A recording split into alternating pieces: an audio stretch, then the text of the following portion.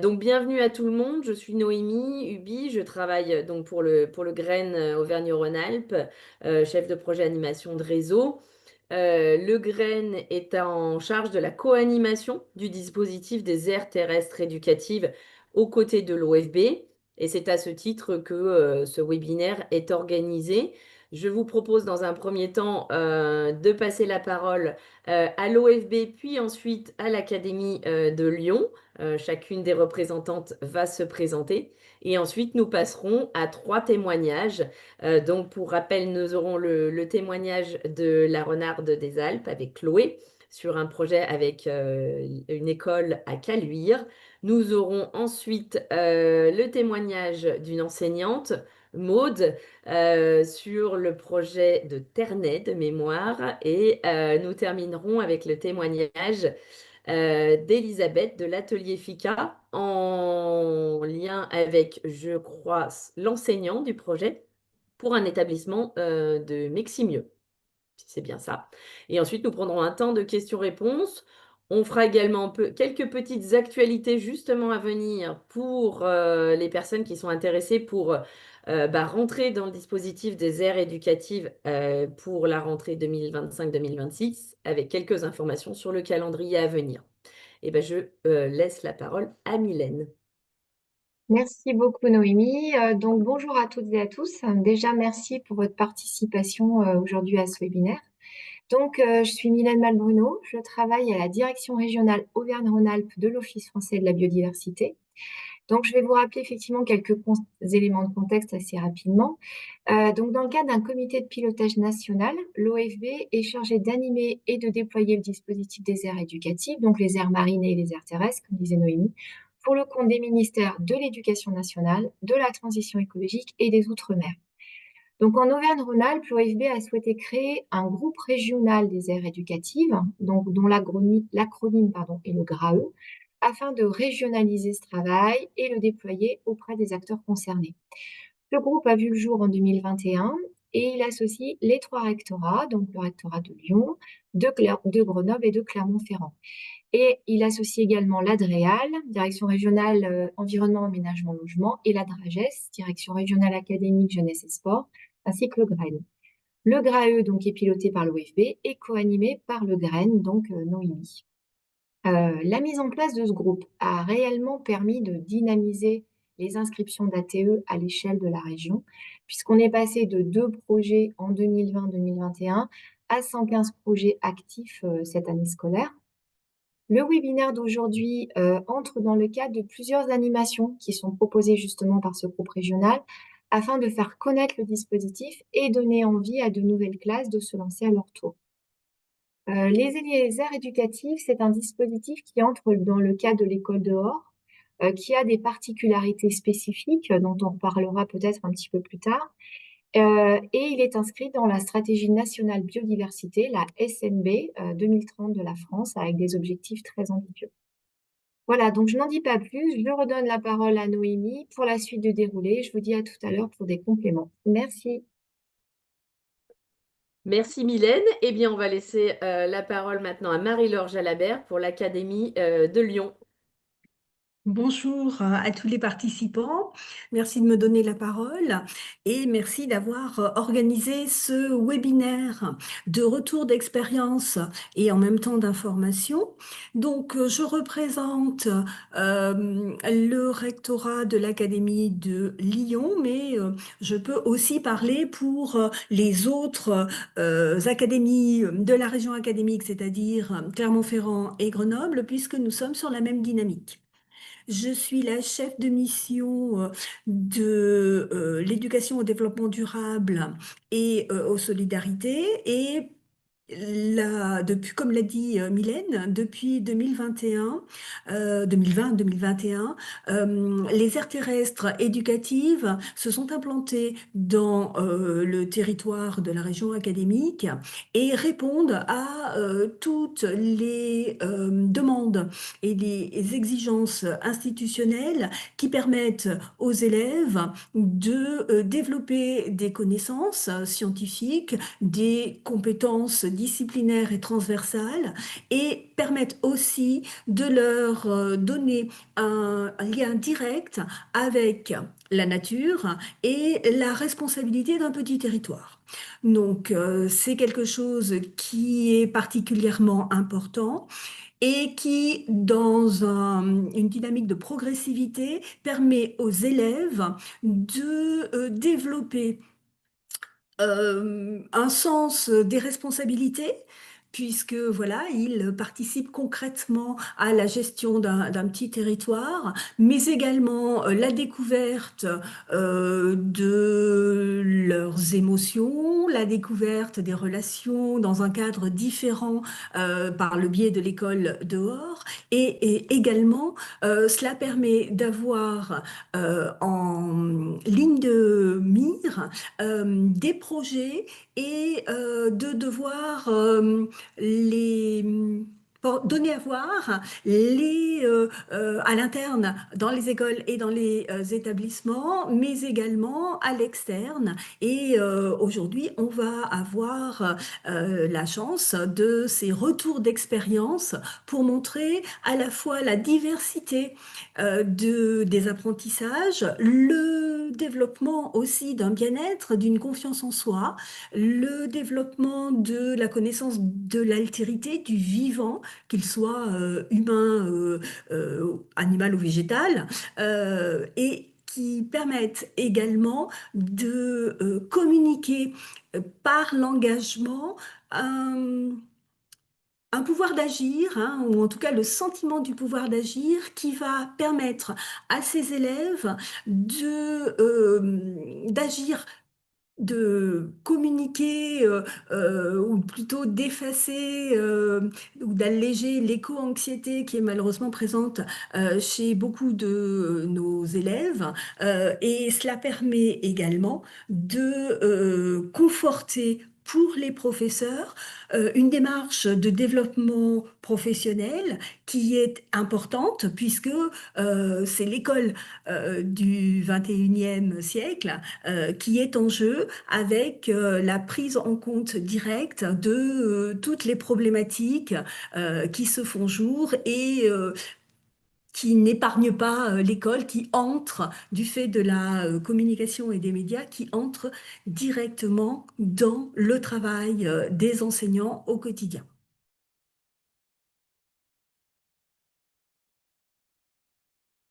Merci Marie-Laure. Justement, il y a une petite... voilà, je vous présente un petit peu la répartition. Hop, voilà, je vous ai remis, vous aurez la présentation, les contacts. Parce que nous, on se tient à votre disposition, que ce soit Mylène à l'OFB, Marie-Laure à l'Académie de Lyon ou ses homologues dans les autres académies. Et moi-même aux graines pour vous accompagner, répondre à vos questions, vous aider dans vos démarches liées aux aires terrestres éducatives. Avant de donner la parole au témoignage, voilà simplement une petite carte représentant l'ensemble des projets aires terrestres éducatives sur l'Académie de Lyon, donc département 1, Rhône et Loire.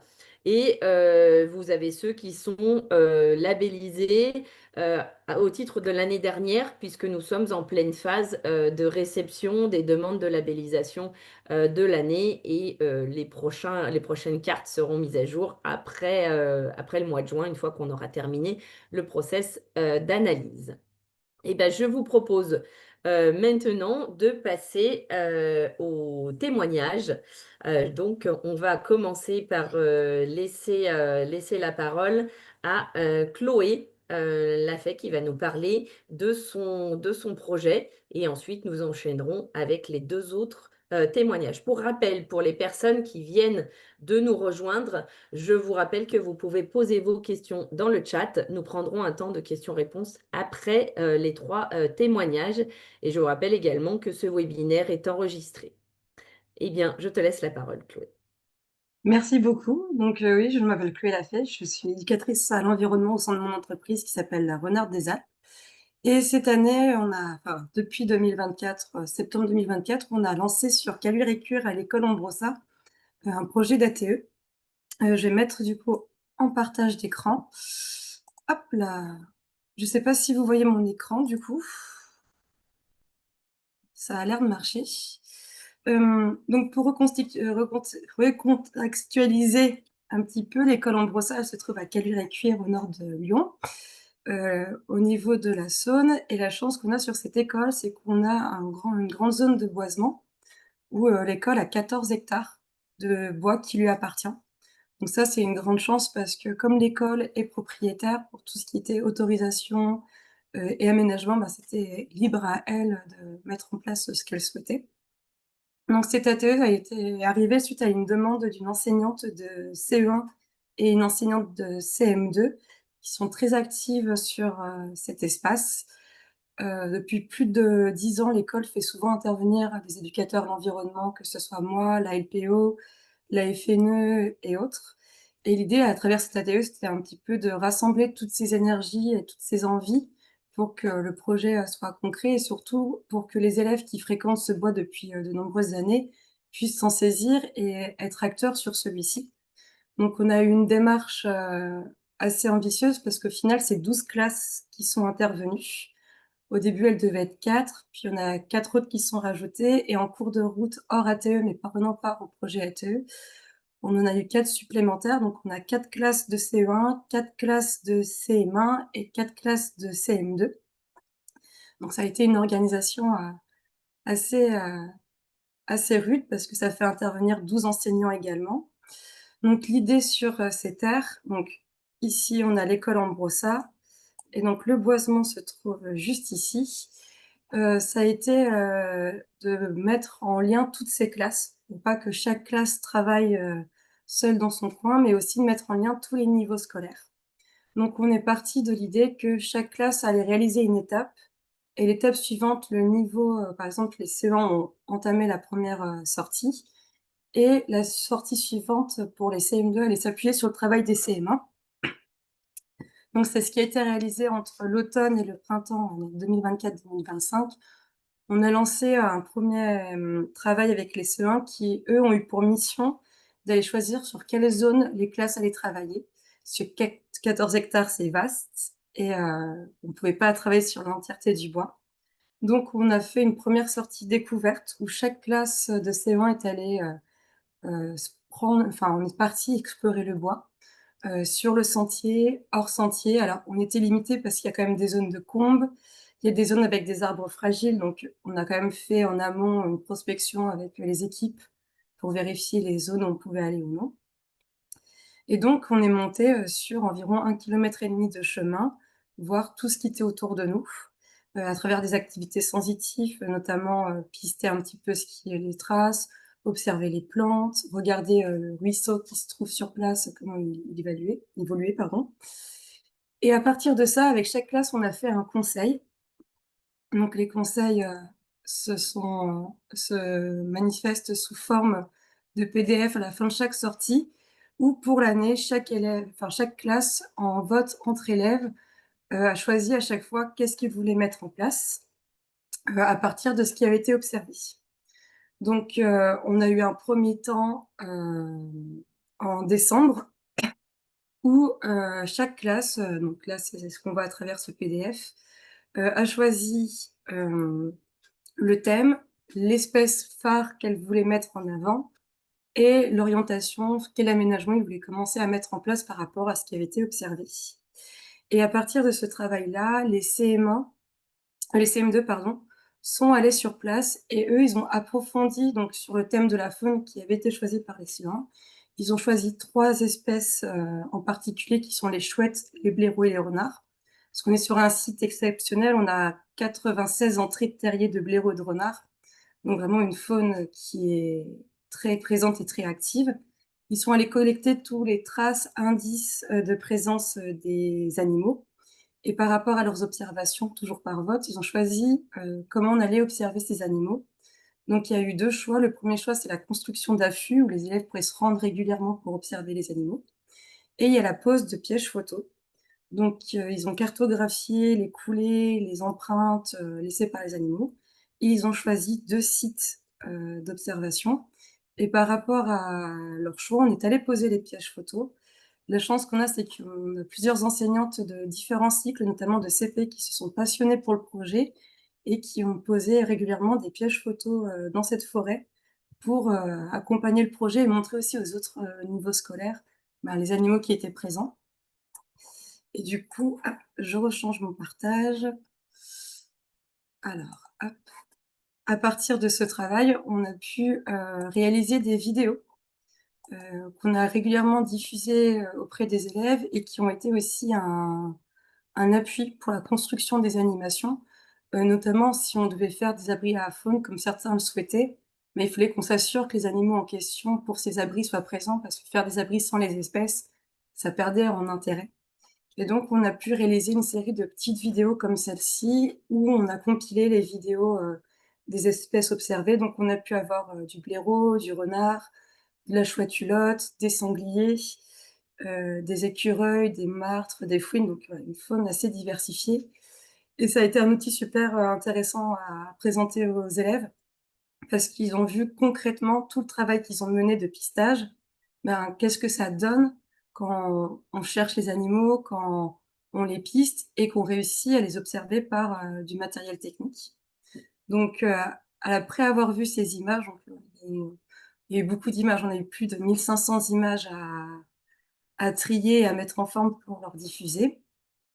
Les CM1 sont entrés en jeu et eux, ils sont partis, sur l'idée de mettre les bases pour les CE1 qui voulaient construire des abris.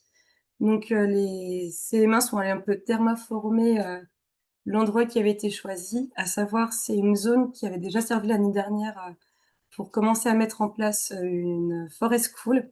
Donc il y avait des élèves qui avaient commencé à mettre un peu des bancs, à aménager le bois pour accueillir une classe, avec l'idée que, on dédie un petit endroit dans la forêt aux élèves et le reste de la forêt reste pour les animaux, pour concilier, un petit peu tout le monde et qu'on n'impacte pas la faune.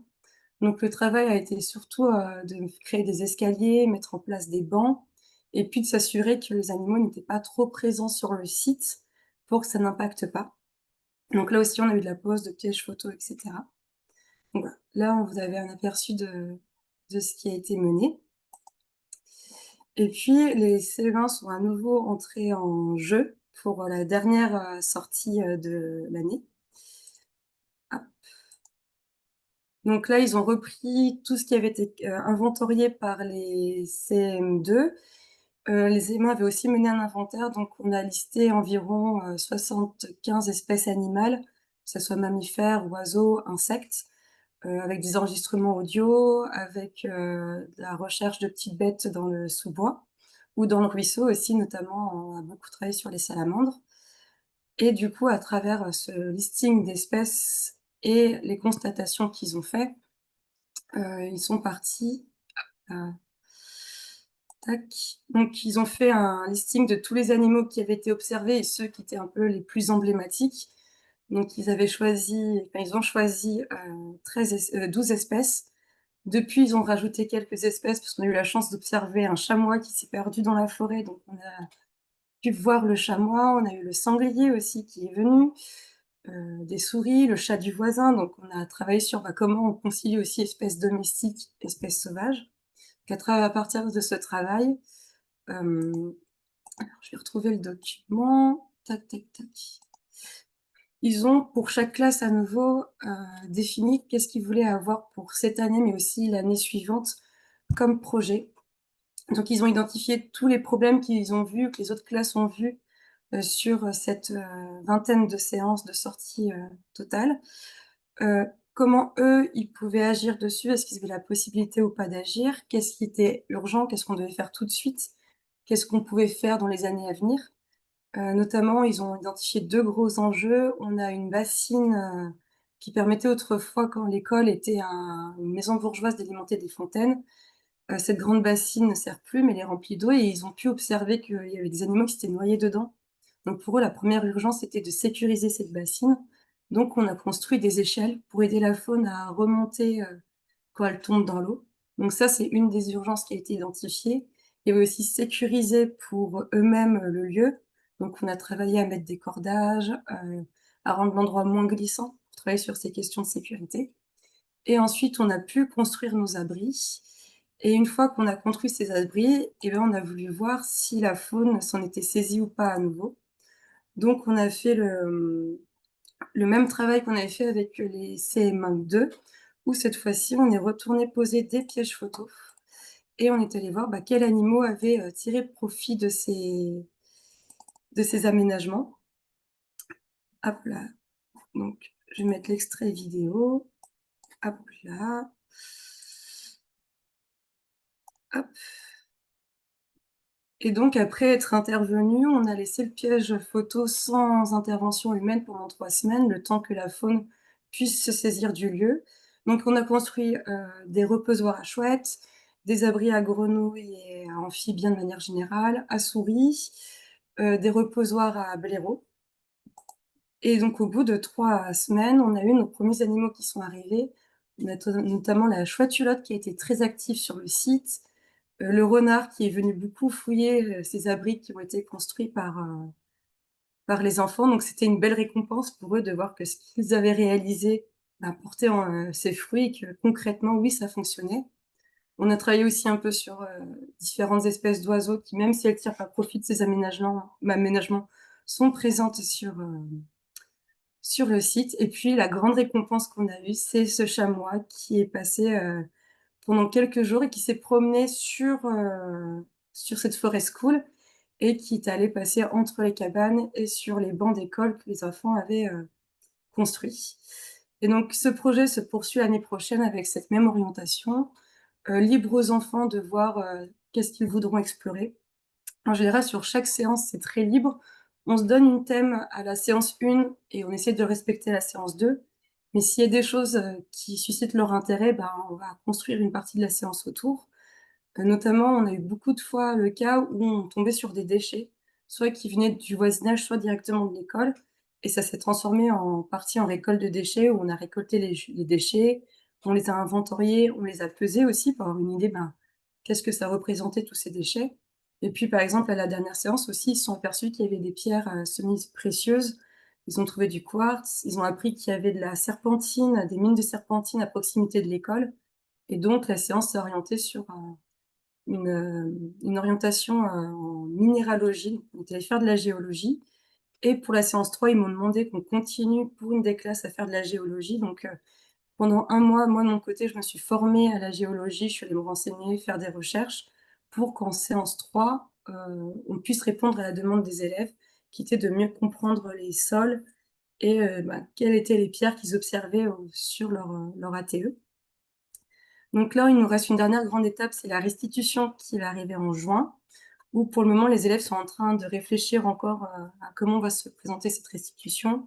Est-ce qu'on va faire une restitution avec 12 classes dans l'ATE, ce qui paraît un petit peu compliqué, parce que ça représente, plus de 270 élèves? Ou est-ce qu'on fait un grand marché de sciences? Ou est-ce qu'il y a quelques classes qui interviennent ou des représentants de classe? Pour le moment, ils sont dans cette réflexion-là et début juin, on mettra en place, créera la séquence, les séquences qui correspondent à leurs souhaits pour mettre, pour donner vie à cette restitution, qui apparemment partirait sur une diffusion de film avec tout ce qu'ils ont pu filmer dans la forêt. Et voilà du coup pour, cette, présentation rapide de l'ATE de Hombrosa qui se trouve à Caluire-et-Cuire.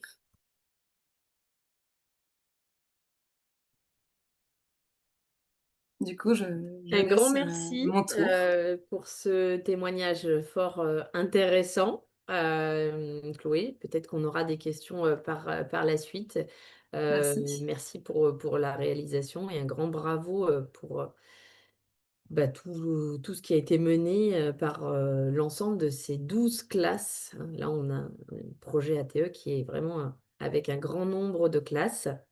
Je vous propose maintenant de laisser la parole à Maude pour son ATE à Ternay. Alors, bonjour à tous. Donc, moi, je suis enseignante à Ternay, qui est une petite ville au sud de Lyon. J'ai commencé l'ATE l'année dernière avec une classe de CM1, CM2, donc en lien avec l'association Arthropologia. Donc, j'ai une intervenante, Marion, qui est venue une dizaine de séances avec nous, si ma mémoire est bonne. Et donc, pour cette première année, il a fallu faire le choix de l'ATE avec les élèves. Donc, la première étape a été de visiter différents lieux. Au préalable, on avait demandé l'autorisation à la mairie pour, si les élèves choisissaient ces aires, de pouvoir les exploiter. Donc, on a fait 2 séances pour comparer ces 2 ATE et elles étaient complètement différentes. Il y avait une ATE qui était dans un parc public, donc déjà quand même assez aménagé, mais il y avait quand même des zones laissées à l'état sauvage. Et la deuxième possibilité était un sous-bois à 5 minutes de l'école, qui est une zone privée. Donc, il faut savoir que la première ATE était à un quart d'heure à pied, la deuxième à 5 minutes de l'école. Et les élèves, donc, ils ont fait une étude comparative, lecture de paysages, comparaison des insectes, des arthropodes, de la végétation. Un conseil des élèves a eu lieu où chacun a plaidé pour l'ATE qu'il préférait. Et au final, assez majoritairement, c'est le sous-bois qui a été choisi. Donc, le point de vue de l'enseignante, c'est que quand même le fait que ce soit à 5 minutes de l'école, c'est quand même assez pratique pour ceux qui cherchent des ATE. Voilà, le fait qu'on puisse y aller facilement, c'est quand même important, je trouve. Donc, la première année, ça a été surtout une découverte donc, de l'ATE choisie, notamment au niveau de la flore, des arbres. On s'est orienté assez rapidement sur de faire un herbier des arbres qui se situaient sur l'ATE. Donc, ils ont fait tout simplement un petit livre, voilà, où à l'intérieur, ils ont répertorié pardon, les différents arbres trouvés grâce aux clés de détermination. Donc voilà, ça a été un apprentissage de l'utilisation des clés. Comme ce sous-bois est aussi utilisé par les promeneurs, donc il y a quand même pas mal de passages. Donc forcément, il y a eu beaucoup de déchets. Ça interpellait beaucoup les enfants. Donc il y a eu aussi une séance où on a ramassé tous les déchets de l'ATE. Voilà, donc prise de conscience du plastique, de l'utilisation du plastique.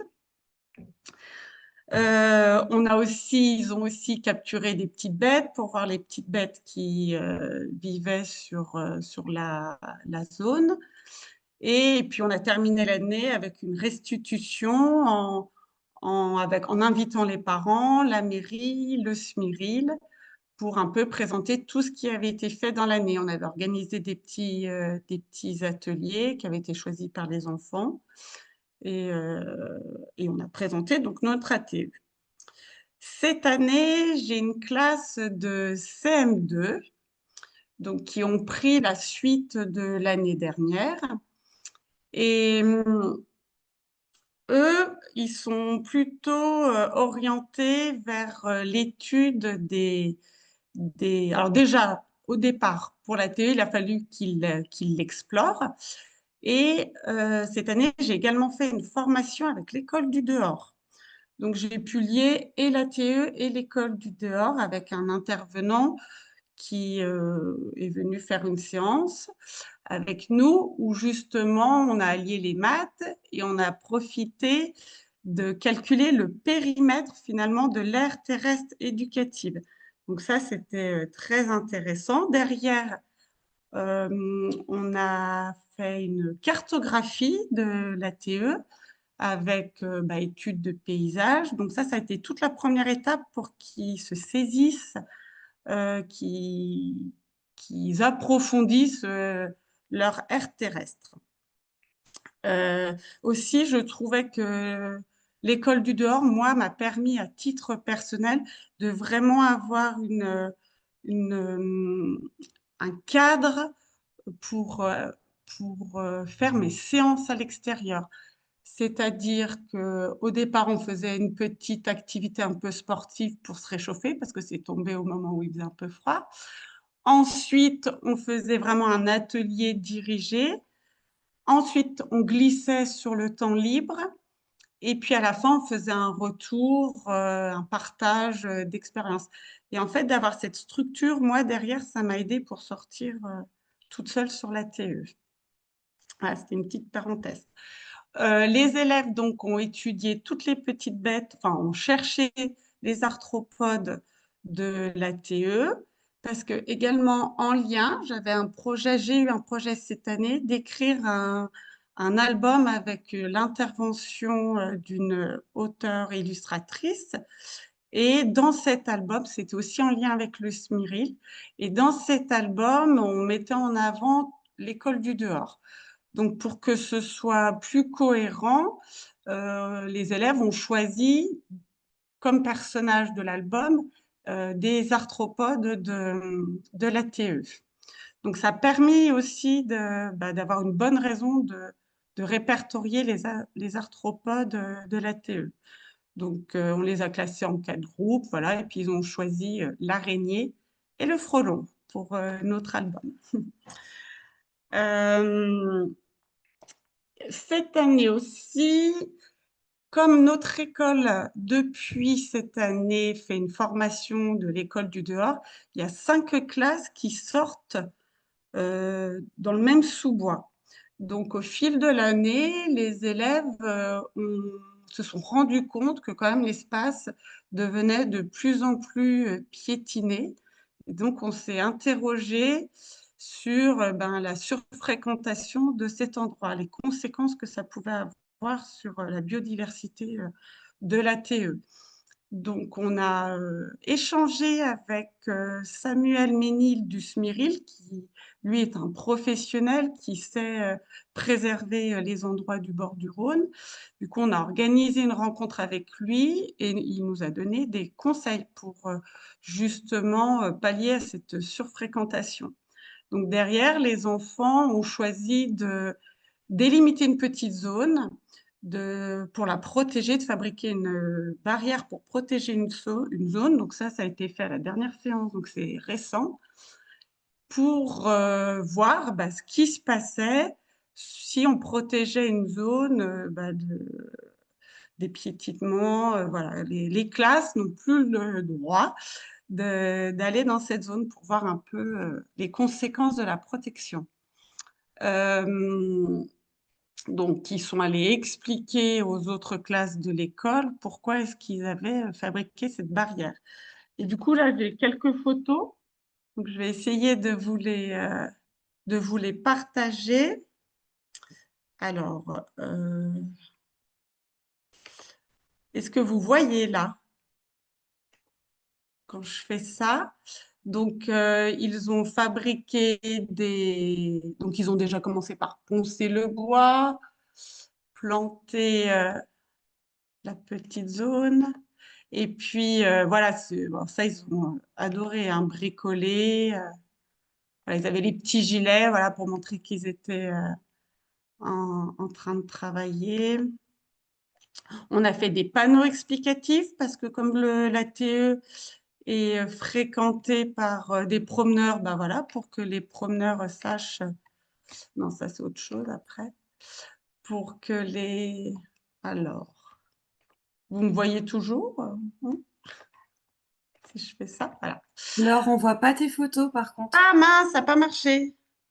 Bon, alors je regarderai après.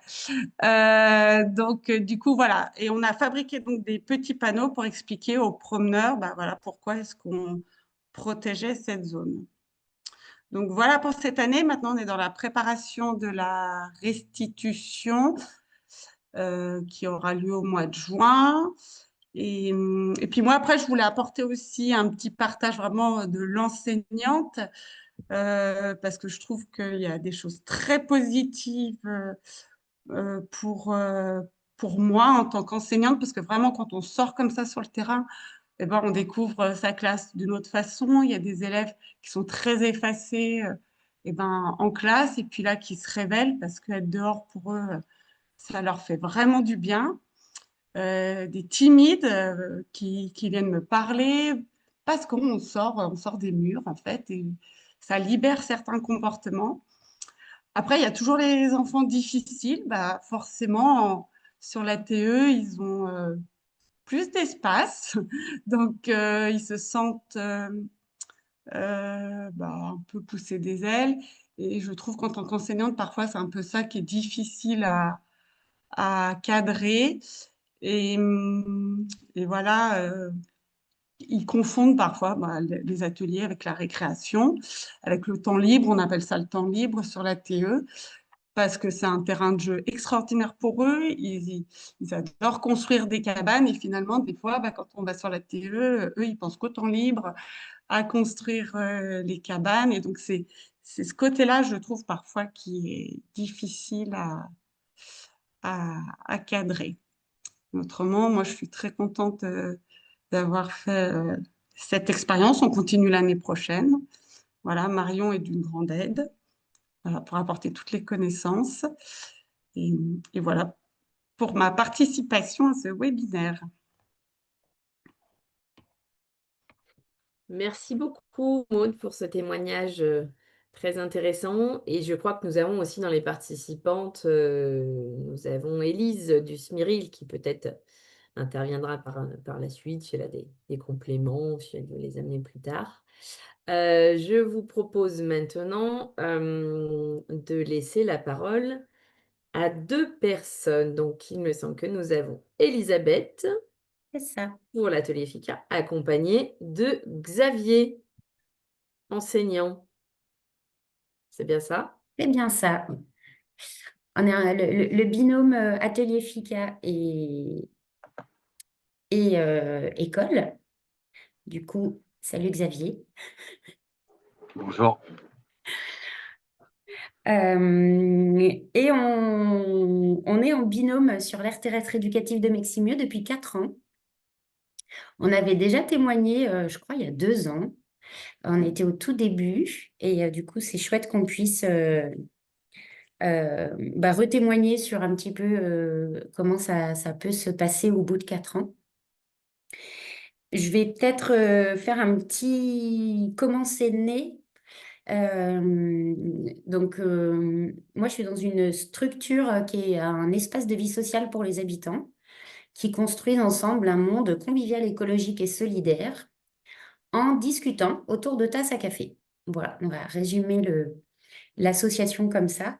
Et le souhait de cette association, c'est de ne pas être un lieu fermé, un lieu unique, mais d'essayer d'essaimer cette façon-là d'être en société ensemble pour faire des projets ensemble auprès des autres structures qui l'entourent.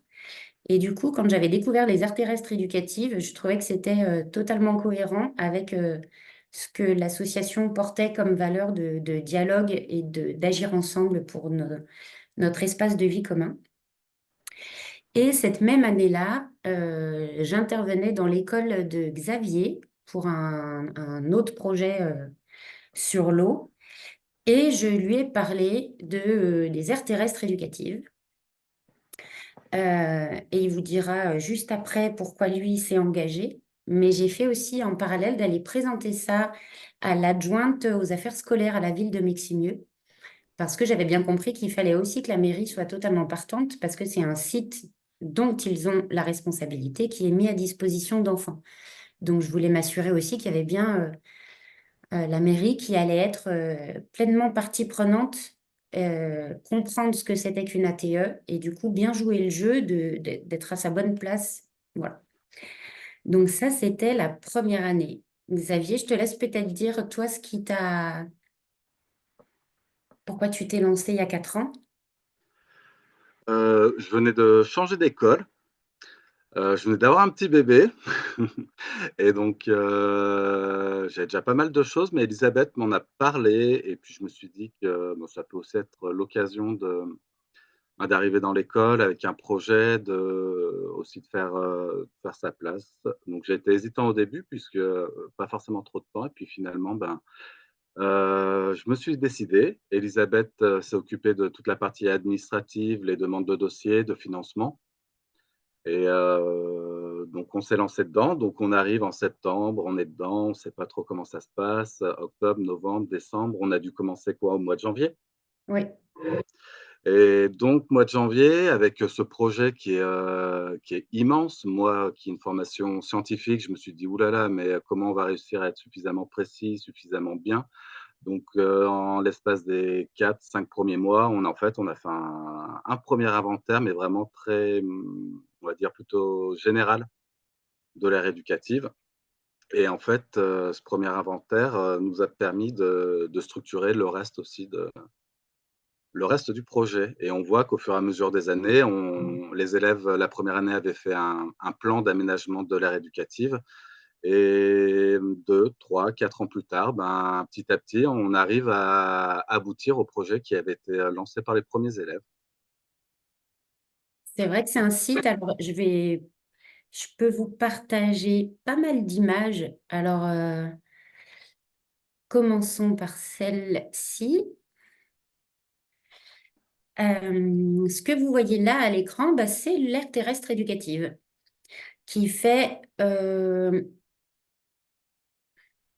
combien? 1 hectare? Un demi-hectare? Un demi-hectare. Un demi-hectare. La commune de Meximieux, il y a 8000 habitants, qui est avec plein de quartiers résidentiels. Et puis, il y a au milieu de la commune ce qui s'appelle la coulée verte. Donc, c'est un endroit où il y a un petit ruisseau qui coule, qui est un lieu assez naturel, mais qui est quand même complètement sculpté par l'homme. Les arbres ici sont plutôt des arbres plantés par les humains. Les 3 sites qui ont été proposés la première année étaient 3 sites qui étaient sur cette coulée verte, qui est l'endroit où on peut facilement accéder en 3 minutes, 5 minutes. On est à pied sur l'aire terrestre éducative, juste à la sortie du portail de l'école. Les élèves ont choisi ce site-là la première année. Pour la première année, on s'est vraiment beaucoup appuyé sur les documents qui existent, qui sont partagés pour tous les enseignants et les relais. Il y a plein d'outils qui existent de comment on aide les enfants à choisir un site, comment on fait un diagnostic, comment on découvre un site par les sens. Donc, on s'est dit qu'on allait avoir une démarche très à pas réinventer l'eau chaude et à s'appuyer sur les outils qui existaient. Donc, on a beaucoup utilisé ces outils-là. Et donc, ce site-là qu'ils ont retenu est en fait celui qui est tout en haut de la coulée verte et juste à côté, le plus près de l'école. Ça, c'est important parce que dans la suite des années, ça compte le fait que c'est en proximité immédiate et que tous les élèves et que tous les enseignants ne sont pas loin. C'est vrai que alors, si là, est-ce que ça vous a changé d'image et ça vous a amené vers un plan? Non. Donc, j'arrête le partage en cours et je vous en mets un autre. On a un binôme que moi je trouve très enrichissant avec Xavier, qui a, comme il disait, plutôt une démarche scientifique. Et moi qui ai plutôt une approche sensorielle de l'environnement. Et du coup, je trouve que c'est extrêmement complémentaire pour l'un pour l'autre, mais aussi pour les élèves. Et donc, Xavier traduit aussi avec pas mal d'outils, notamment la cartographie. Donc, vous avez à gauche le site tel qu'il est, tel qu'il était quand on l'a choisi, on l'a retenu. Et puis à droite, c'était déjà le premier plan qui avait été élaboré par les élèves pour les différents aménagements, compte tenu des observations qui ont été faites. Et en fait, ce document-là, il a été intégré. Alors, c'est ça qu'il faut que j'arrête le partage pour repartager un autre truc. Qui est où? Non, elle est pas. Bon. Donc, tout a été fait toujours de manière conjointe avec la mairie, avec des rendez-vous réguliers tout au long de l'année pour dire, voilà, là, les élèves, ils partent vers la direction. Donc, la première année, c'était plutôt une découverte globale et inventaire global. La deuxième année, ils se sont plutôt orientés vers des aménagements oiseaux pour favoriser l'avenue des oiseaux. La troisième année, ils se sont dit, bah, s'il n'y a pas tant d'oiseaux que ça, c'est aussi peut-être parce qu'ils n'ont pas assez à manger. Donc, on va installer de quoi faire venir des insectes pour que les oiseaux aient à manger. Il y avait aussi, bah, si on veut qu'il y ait des insectes, il faut qu'il y ait des plantes, donc il faut qu'on mette des fleurs. Et cette année, ils sont plutôt sur la thématique des bêtes de l'eau, des arbres et des arbustes. Euh, Tout est compilé depuis des années. Donc, je ne sais pas si Xavier, tu les as, mais il rédige et il fait imprimer des cahiers et des livres euh, avec plein de photos. Et d'ailleurs, je vais vous en remettre des photos parce que c'est quand même ce qui est le plus important, c'est de les voir, ces petits enfants qui sont en train de se balader dans leur aire terrestre éducative. Est-ce que là, quand je change d'image, ça vous change d'image à vous aussi? Oui, c'est bon. Ouais. Euh, donc, c'est un super terrain de jeu qui est très fréquenté, surtout dans les alentours, parce que c'est un endroit où les gens passent. Donc, il y a eu pas mal de travail qui a été fait aussi, d'enquête auprès des habitants, et puis de partage avec les habitants. Donc ça, dès la première année, on a eu, enfin, il y a eu hop. Il y a eu la volonté aussi que ce soit partagé à l'ensemble des classes. Donc, il y a 6 autres classes, en plus de celle de Xavier, qui sont des CM1, CM2 chez Xavier. Et les 2 premières années, à l'issue de l'année, il y avait une présentation qui était faite sous forme de marché des connaissances. Je ne sais pas si vous connaissez ce principe-là, voilà, que moi j'ai découvert, mais donc c'est les élèves qui font directement découvrir aux autres élèves ce qu'eux-mêmes ont découvert. Et donc ça, dès la première année, ça a été organisé. La classe de Xavier a fait découvrir aussi d'autres classes. Rebelote l'année d'après, c'était plutôt un projet qu'on faisait nous, la classe, et partagé en fin d'année. Et est-ce que peut-être tu peux, Xavier, témoigner de comment ce projet-là est devenu aussi quelque chose partagé avec toutes tes collègues? Donc, à la base, c'est ma classe essentiellement qui y était engagée. Suite aux demandes de financement, par exemple avec NEFL, notre école Faisons-la ensemble, j'ai pu avoir un peu plus de financement qui m'a permis de proposer en tout cas à mes collègues de participer un petit peu plus sur le projet d'aire éducative. Donc, on les a impliqués en fait pour faire un inventaire mensuel. Donc, Elisabeth prend chaque classe une fois dans l'année pour faire l'inventaire. Donc, l'inventaire, c'est comptage des vers de terre sur 1 m², comptage des oiseaux, comptage des fleurs, et on a aussi le comptage des, des, des- des Les petites petites bêtes bêtes de de l'eau. l'eau. Donc, à partir de ces différents comptages, ça permet d'avoir un suivi tout au long de l'année. Et puis de tenir, on va dire, un graphique pour pouvoir discuter de l'évolution des populations sur l'aire éducative. Donc, ça permet d'avoir un échange avec les élèves, d'analyser des données et puis de réfléchir aux causes sans forcément trouver les solutions. Mais pourquoi est-ce il y a 2 fois plus d'oiseaux, par exemple, ce mois-ci? Peut-être que ça a mal été compté, peut-être qu'il y a eu un vol d'oiseaux migrateurs à ce moment-là. Et on a vu que la première année, il y avait un souci, c'est qu'il nous manquait peut-être les conditions météorologiques pour pouvoir analyser les données. Ce qui fait qu'en fait, à chaque sortie aussi pour les inventaires, on rajoute les données météorologiques, c'est-à-dire s'il pleut, s'il y a du soleil, s'il fait chaud, s'il fait froid, si le ruisseau coule ou non, si le sol est humide, afin de déterminer si en fait les comptages ne sont pas aussi simplement déterminés en fonction de la météo. Donc voilà, ça a permis en tout cas d'investir toutes les classes de l'école sur l'aire éducative, qu'ils aient un rôle dedans.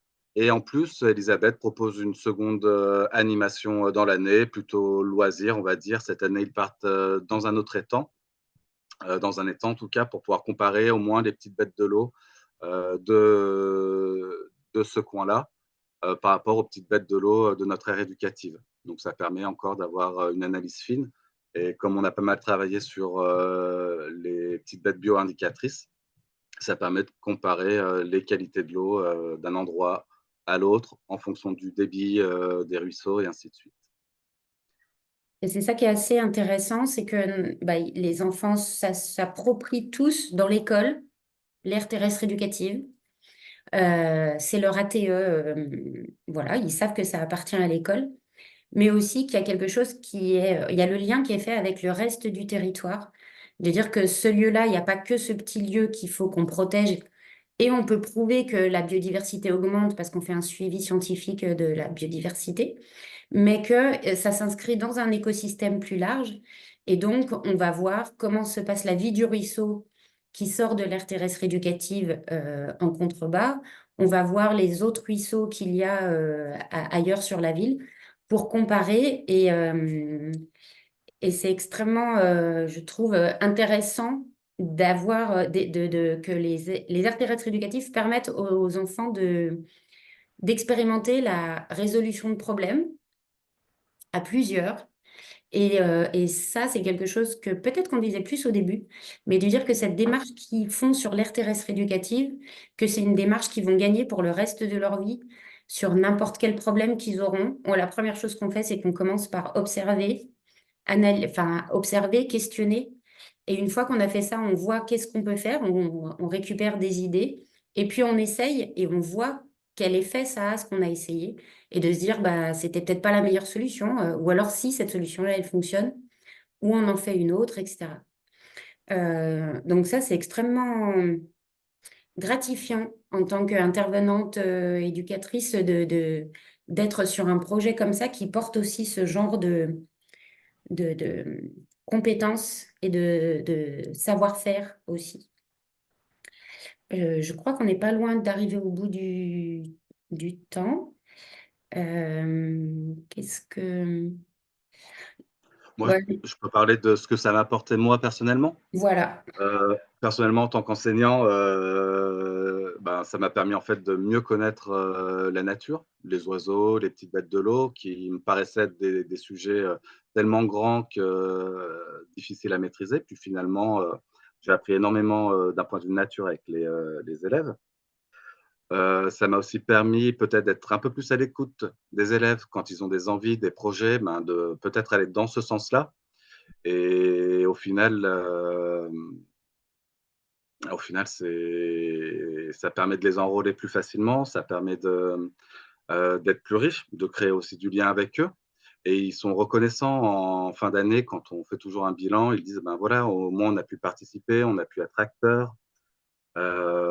Et ce qui fait que ça se généralise aussi sur le reste de, sur le reste de mes pratiques. Là, j'ai eu récemment des élèves qui disent: «Oui, finalement en classe, moi je suis un peu oppressé par les murs, j'aimerais bien qu'on fasse un peu plus, école dehors». Heu, voilà, donc on va écouter, puis je vais essayer de voir ce que je peux faire aussi avec. Et puis avec Elisabeth aussi, ça j'ai appris aussi d'autres façons de gérer des conseils de classe, des conseils de la terre, sur les prises de décision. Ça m'a permis aussi de m'ouvrir, on va dire, à d'autres façons de voir, à avoir un autre regard aussi sur les élèves. Moi, en fin de sortie, j'ai tendance à regarder toujours, ah là, ils étaient un peu excités, pas attentifs. Et puis Elisabeth, elle dit, non, bah là, à ce moment-là, ils étaient à fond, ils ont regardé, ils ont observé, même si nous, on peut avoir l'impression qu'ils sont agités, qu'ils font n'importe quoi. Mais au final, peut-être si on observe bien, cette agitation, en fait, c'est simplement de la curiosité, de l'envie, de la motivation. Donc voilà, ça m'a permis en tout cas de développer pas mal de compétences professionnelles, d'apprendre à connaître mon territoire aussi et le territoire des élèves. C'est aussi, j'ai grandi donc à Meximieux, donc c'est un endroit où j'étais enfant et bah, ça m'a permis de mieux connaître en tout cas ce lieu.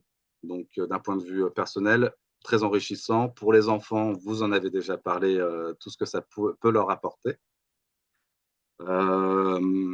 Et on a la chance en tout cas d'avoir une mairie ou au moins un interlocuteur à la mairie qui est à notre écoute et quand on a des demandes pour labourer, pour la gestion des entretiens différenciés, qui sont à l'écoute et qui font en tout cas au mieux pour nous aider. Et ça, c'est très important.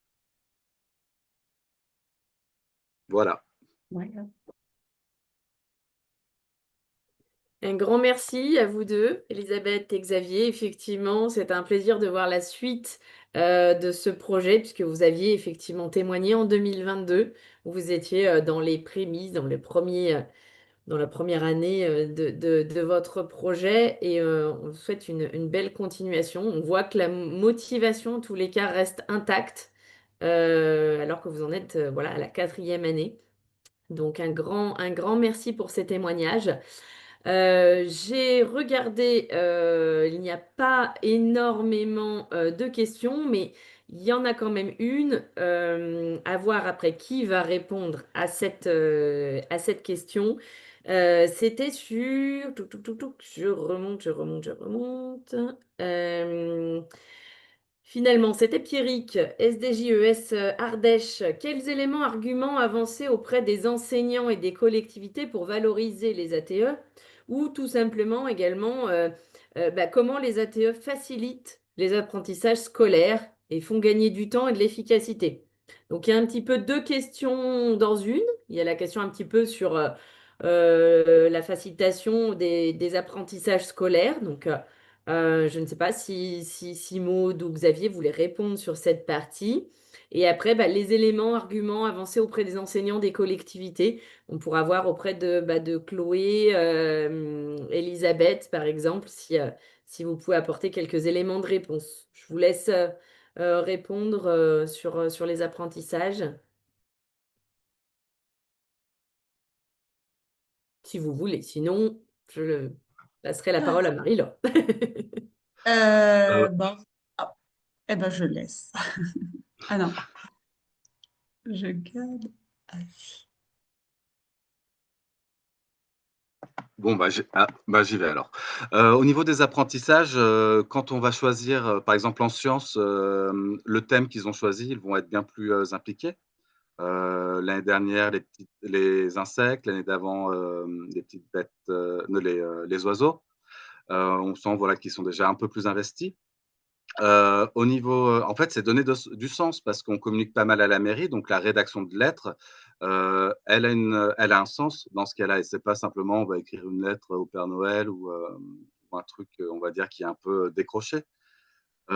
Et moi, je trouve que ça permet de travailler beaucoup de compétences qu'on ne fait jamais. Par exemple, en sciences, on va travailler tel thème, mais on va très rarement travailler peut-être analyse de documents ou la démarche scientifique ou pas mal de compétences, on va dire, qui sont transversales.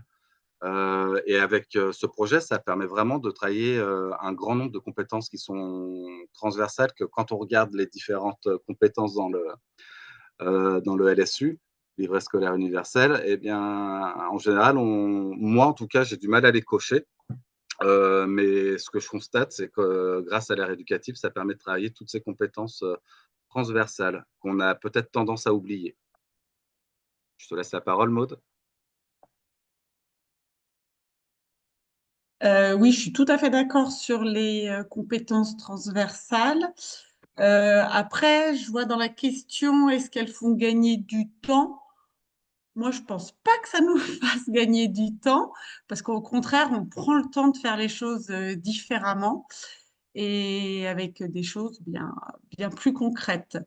Donc, plus efficace. Ça fait pas gagner plus de temps, mais en tout cas, c'est plus efficace.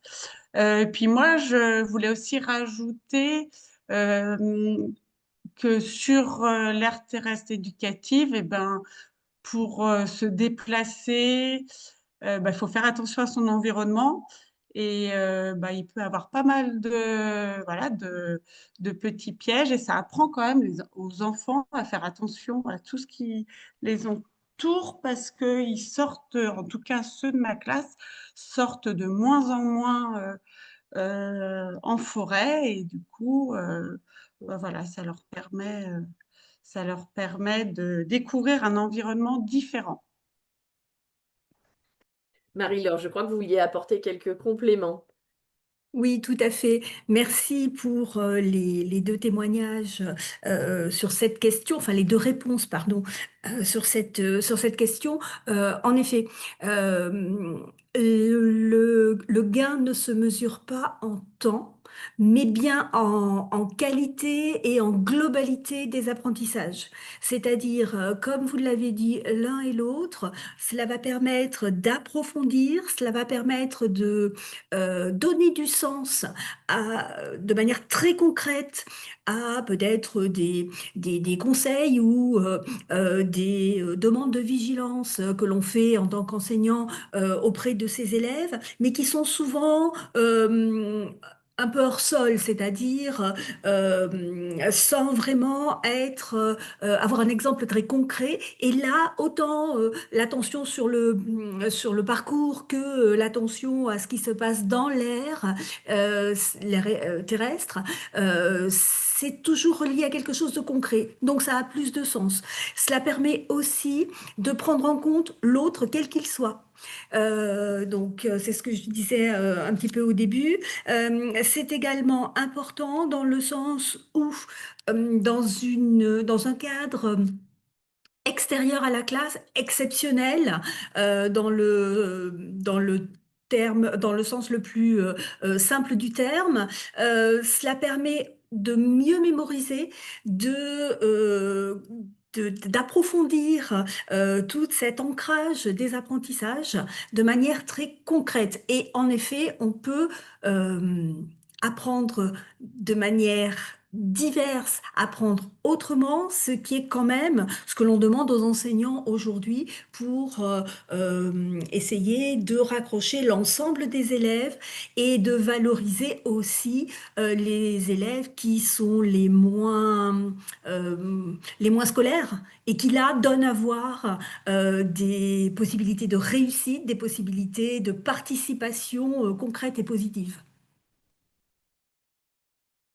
Et en effet, hein, l'argumentation, merci Monsieur Pégon, l'argumentation, la démarche scientifique, la rigueur, dans un cadre qui est propre à l'exploration et à l'observation, à l'esprit critique, hein, puisque en fait il s'agit de cela, découvrir et faire attention, mieux comprendre. euh, voilà, je m'arrêterai là. Merci, Marie-Laure. Juste avant de conclure le webinaire par une capsule vidéo de la nouvelle rectrice académique régionale que je présenterai par la suite, je voulais juste vous repartager deux petits éléments méthodologiques qui peuvent vous aider dans vos projets sur les aires éducatives. C'est les différentes ressources, hein, que ce soit tout ce que l'OFB met en ligne, les guides méthodos, les centres de ressources, le site de l'OFB sur lequel vous retrouvez un certain nombre d'éléments, des anciens témoignages, des webinaires qui ont pu avoir lieu sur les aires éducatives. C'est quand même une mine d'informations assez importante pour vous accompagner, que vous soyez un établissement primaire, collège ou lycée. Il y a également des anciens webinaires qui ont été faits sur les ATE en collège, par exemple. Donc, vous retrouverez tout ça sur les plateformes. Le site du Graine a également un espace où on regroupe les anciens webinaires qu'on a pu faire en 2022-2023. Vous retrouverez également celui-ci en ligne. Et je voulais également vous rappeler ce qui est à venir, c'est-à-dire la campagne pour les inscriptions de nouveaux projets, donc bien ceux qui ne sont pas encore en démarche aire éducative. Donc, ce sera une ouverture au 1er juin jusqu'à fin septembre, voire tout début octobre. Et un petit rappel, quand on s'inscrit pour une ATE, on complète la plateforme Sagae pour demander son inscription. Si parallèlement à ça, on demande une demande de financement via l'appel à projet de l'OFB, il faut compléter un deuxième dossier qui est sur la trousse à projet. Mais comme je vous le rappelle, Mylène, Marie-Laure ou les autres contacts des académies pour Grenoble et Clermont et moi-même, on se tient à votre disposition pour aider. Il y a un webinaire à destination des porteurs de projets mercredi 4 juin à 14 heures. Donc je pourrais vous renvoyer le lien pour vous inscrire. Et juste à titre informatif, tout à l'heure, Mylène a dit que ce webinaire s'inscrivait dans une dynamique.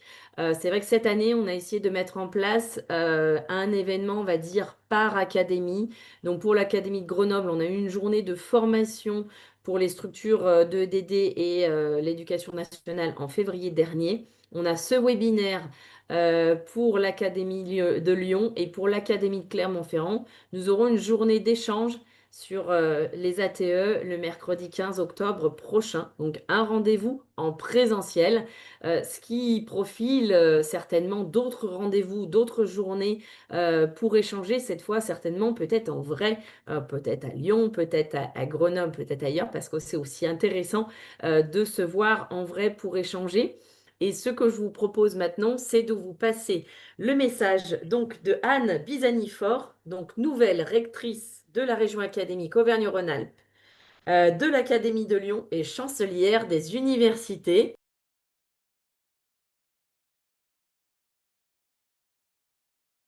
Chers et chers collègues, les enjeux environnementaux sont chaque jour plus prégnants.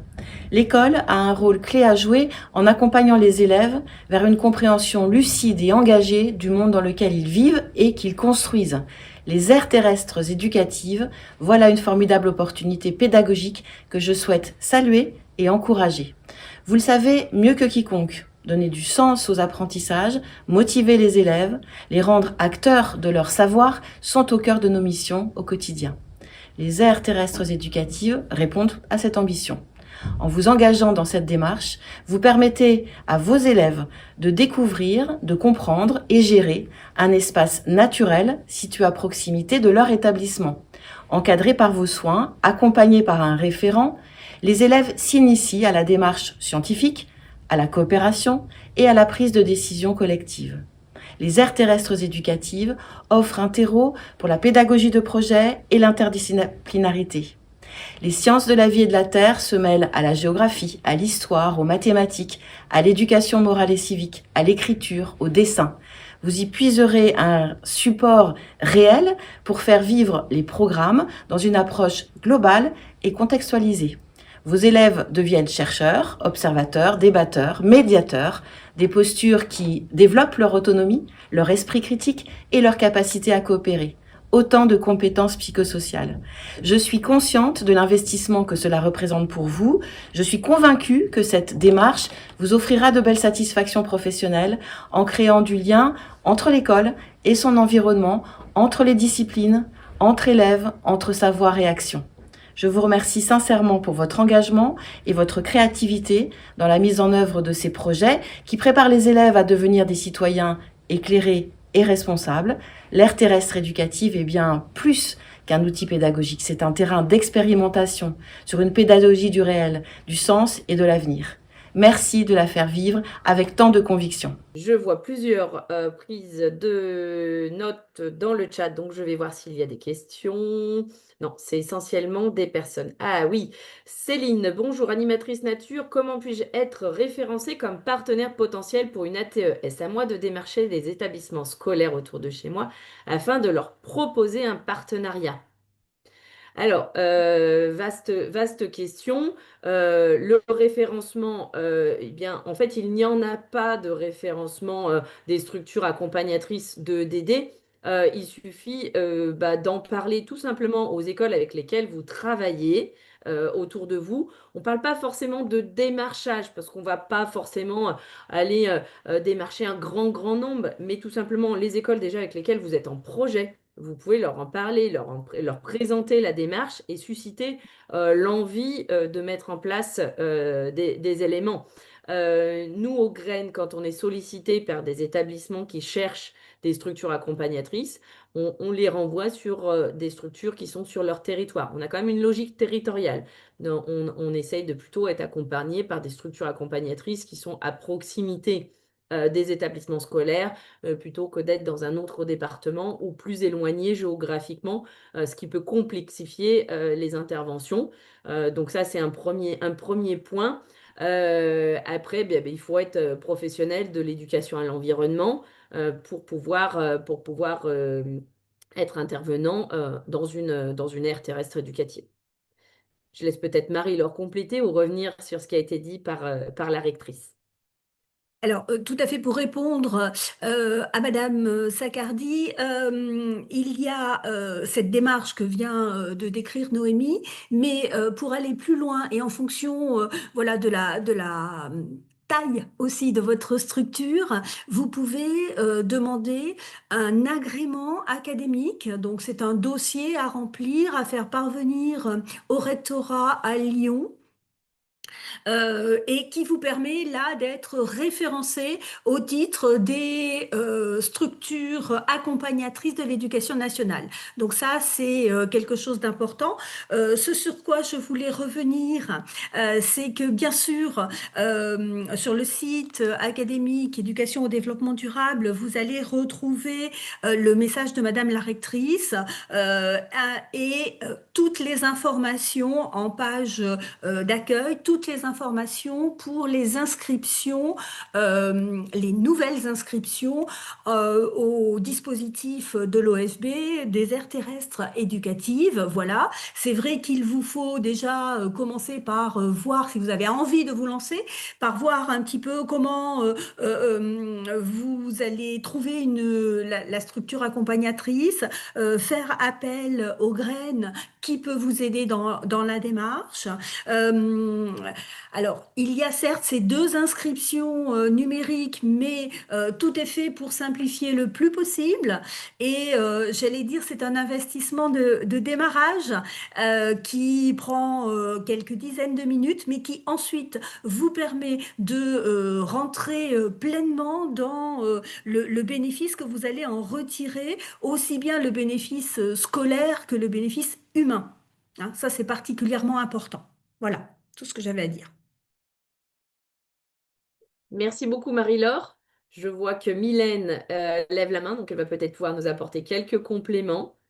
Oui, non, c'était juste pour donc déjà un grand merci au témoignage qu'on a eu qui était vraiment très riche et très précieux.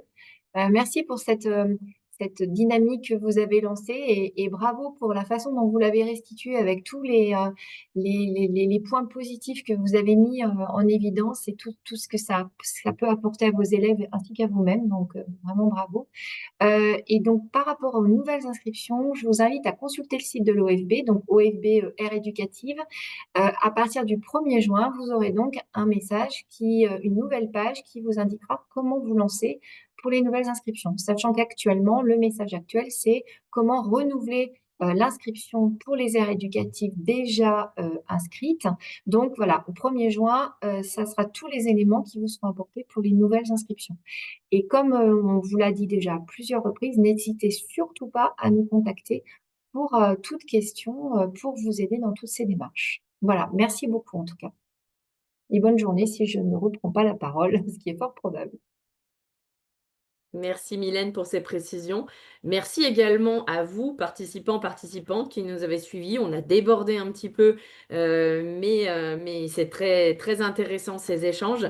Et un grand merci effectivement aux 3 témoignages qui nous ont été apportés, qui sont fort intéressants, qui ont été faits de manière très dynamique et qui, à mon avis, ont suscité de l'intérêt et j'espère de l'envie pour de futurs projets.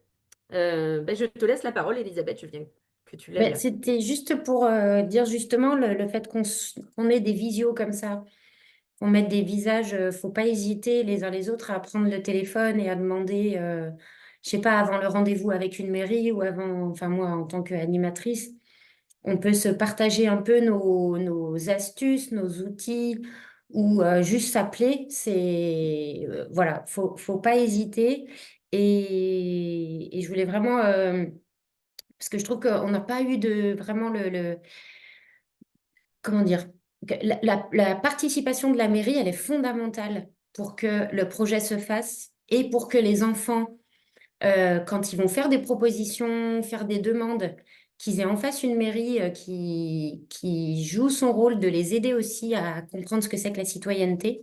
C'est vraiment fondamental. Donc, en parallèle qu'on en parle aux écoles, faut vraiment en parallèle en parler aux mairies pour qu'ensuite on avance bien à trois. C'est vraiment l'école, l'intervenant, enfin le partenaire et la mairie. On avance vraiment ensemble et ça, c'est fondamental. Je voulais pas que ça passe à l'as dans ce temps de visio. Moi. Merci, en effet, Elisabeth, c'est bien de faire un rappel et je pense qu'on ouvre une opportunité pour un prochain témoignage, qu'il soit en présentiel ou en webinaire, peut-être des témoignages également de collectivités pour avoir également leur retour d'expérience, parce que c'est vrai que jusqu'à présent, on a surtout donné la parole aux enseignants, enseignantes et aux structures d'accompagnement, accompagnatrices d'aider, mais d'avoir également leur retour pourra être un point, il me semble, intéressant et pertinent d'avoir. Donc, on le note, tout comme on aimerait également, pour les prochains témoignages, avoir des retours d'expérience également de projets en collège, voire lycée, mais surtout aussi collège, parce que c'est des démarches qui sont parfois un petit peu différentes. Ça n'a pas été possible pour ce webinaire-là dans l'Académie de Lyon. On n'a pas réussi à trouver de témoignages. Mais par la suite, voilà, on retient ces deux éléments. Eh bien, Marie-Laure, je vous propose cette fois de vous laisser le mot de la fin. Pour ma part, je vous dis un grand merci à tout le monde et à très bientôt pour la suite. Alors justement, je voulais indiquer qu'on a beaucoup parlé des bénéfices pour les élèves et pour les enseignants, pour le climat scolaire aussi.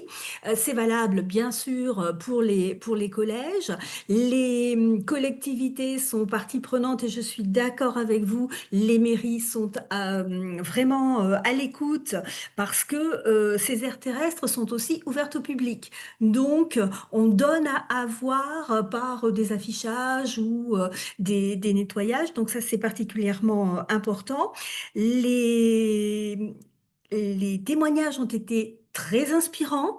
J'espère que vous qui êtes restés jusqu'à la fin de ce webinaire aurez eu envie de vous lancer dans l'aventure et de la poursuivre pour ceux qui y sont déjà. Merci beaucoup de vous être mobilisés aujourd'hui. Nous continuerons donc à apporter notre soutien à ce dispositif qui est vraiment à la fois, je me répète, mais à la fois bénéfique pour les apprentissages, mais aussi pour l'épanouissement des élèves et des adultes. C'est important, c'est fondamental.